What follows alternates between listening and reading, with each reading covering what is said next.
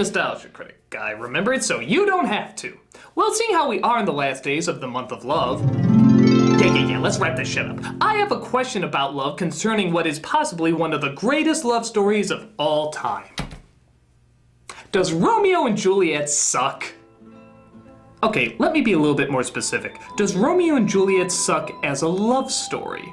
Everyone always regards it as one of the best, if not the best story about love out there. It's Shakespeare's best known play outside of Hamlet and is one of the most celebrated. But when you get down to it, what really happens in the tale? Two families are at war with each other, two star-crossed lovers from each side see each other at first glance and decide they're in love. The two families say it's forbidden and... can't believe I'm saying this, but spoilers! They end up taking their lives because they can't live without one another. The ultimate in poetry, the ultimate in sorrow, but the ultimate in romance? Well, let's look at how our two leads fell in love. They see each other, and boom, they're in love. Yeah, minute rice takes longer than that. Now, granted, a lot of this comes down to whether or not you believe in the notion of love at first sight, which is an ideal that seems to be dying more and more every day. And honestly, with good reason. Appearances can be deceiving, and just because someone looks like a perfect mate doesn't necessarily mean they are. Personalities obviously play a much larger role in whether or not a relationship will survive, so basing your ideal love just on their appearance is probably not the wisest. Now that's not to say it can't happen. It's perfectly possible that the person you are visually most attracted to may also have the exact traits that you need in a relationship as well. But I think most of us can agree it's pretty rare. But how they meet is one thing. How about the chemistry they share together? Well, from a dramatic standpoint, that's pretty weak too. Aside from just saying how much they love each other, they never share any real moments. They never discover if they have anything in common. They never compare their likes and their dislikes. They don't discuss their future, they don't discuss their past. They just keep talking about how great it is to be in love. And I think a lot of people would question, does that really hold much water in terms of a relationship?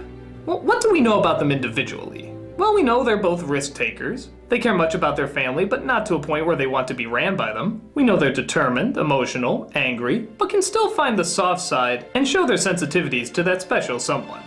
So the characters themselves are not really flat, but I think most can argue that their chemistry is. Even romances that a lot of people hate, like The Notebook, Love Story, and yes, even Twilight, technically have more chemistry than Romeo and Juliet do. Yes, you heard it right here. Bella and Edward technically have more chemistry than Romeo and Juliet. Why? Because even though they're done poorly, they do have a base to start from. They do talk to one another about their problems and their joys and their hobbies, and give something, even if it's little, to go off of. So does that mean that the greatest love story of all time is actually the worst love story of all time? Well, that depends on what the play is trying to get across. And I think you can make the argument that the play is not about true love, but rather about young love. Many of us have been in love when we were young. In fact, most of our first loves came from when we were young. And do you remember what went through your head at the time? That's right, nothing but how gosh darn in love you were. It didn't matter what was wrong with the person or whether or not it would work in the long run. All you knew is you were in bliss, and nothing could knock you down from it. What you have is forever. It feels so good, it must last forever. But did it last forever? For some of us, sure. But for many, we find these feelings of certainty that we thought we were experiencing were really just our reactions to first feeling these emotions. And chances are you broke up and dated more in order to find the right person. But in a sense, that's what's so tragic about Romeo and Juliet. They were never allowed to go through that. Because the families were so determined to keep the two apart, that just convinced their inner rebel that they loved each other even more. Because as we all know, when you're young, in love, and other people tell you it's not gonna work, your out-of-control emotions want to prove even more how wrong they are. And you're gonna fight harder and harder the more they try to pull you apart. And the more the families push them away, the more our lovebirds yearn to be closer. First to lying, then to marriage, then to running away, and then ultimately to taking their lives. So perhaps the focus of the story isn't as much the poetry of love as much as the tragedy of prejudice. If the prejudice of the two families was never there, chances are their relationship would be able to bloom much more naturally. They could discuss it with people, feel more comfortable, wait it out and see if this person is truly the one. But because such strong yet confusing feelings are met with such hostility, the situation is dealt with more as a battle as opposed to a union. It becomes a fight to create who you are and no longer a discovery. And thus, that's why all are punished. Because everyone played a part in the leading to their demise, not just the star-crossed lovers themselves. Perhaps Shakespeare understood young romance better than we thought.